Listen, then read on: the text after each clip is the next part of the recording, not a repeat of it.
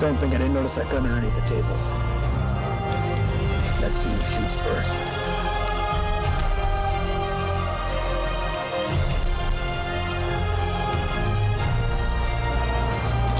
So this scene got cut specifically just because, if anyone knows in the editing world, we had edited the whole film and this was kind of an afterthought, and we couldn't get it to sync up without losing the quality.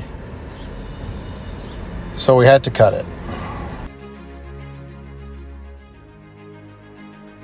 Welcome to some behind the scenes, deleted scenes, and alternate scenes with me, Aramis Pacitto, as I take you through a journey. So this scene got cut primarily because we had to pick on one exercise scene, and I didn't like that you could see his face, and these ones didn't work specifically because they just looked a little awkward, and we had to pick the best. This whole film was about quality over quantity, and those shots were all shot on June 8th when we started shooting. This shot here got cut specifically, again, because we were all about quality. We loved it. I loved a lot of these water shots, just getting into his mind and thinking about what he's going to do next, if he's going to come back after 10 years. But again, it was quality over quantity here, and these ones were really nice, introspective, but not as great as the one we picked. I like this one specifically because of the bird that flies overhead. But again, I didn't want to show his face, so I had to be very careful. We wanted that face reveal to be at the end, and we didn't want to lose any of this. I didn't like this one because it looked like I was missing a leg, and again, you could see my face. This one we trimmed. These water shots were all shot in Grimsby, Ontario. Quite beautiful. This was the shot that almost made it into the film until I decided, let me do this without my shirt on, and I redid it without my shirt on, and it's at that point where he's coming back and he's ready to go, and the Challenger has returned. That shot was shot in Los Angeles.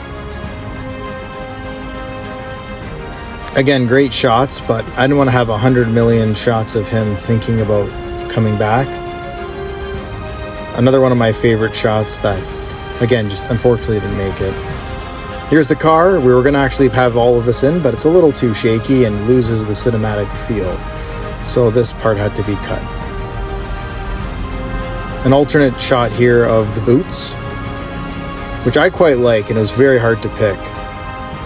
Ultimately, I think the one that we chose was the better one. Finally, having the Challenger with cowboy boots was huge. These ones kind of speak for themselves. It was 45 degrees on that roof, incredibly windy, and I couldn't light the cigar for some reason. The wind kept blowing it out, and it was quite comical.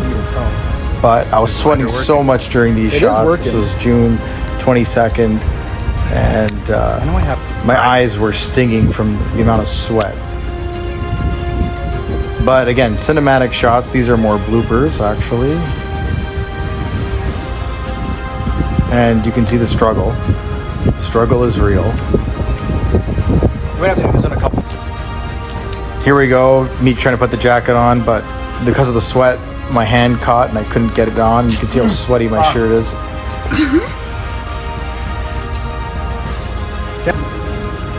And just the amount of tries it took to get this shot to look normal was not fun and very tough.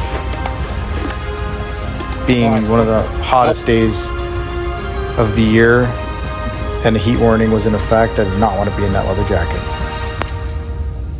Thanks for watching. We appreciate everything. We couldn't be happier with the way this film turned out. The Challenger Redemption is now out on YouTube. Check it out. By far our best film and closest to the concept. I hope you all enjoyed it, and we will see you soon.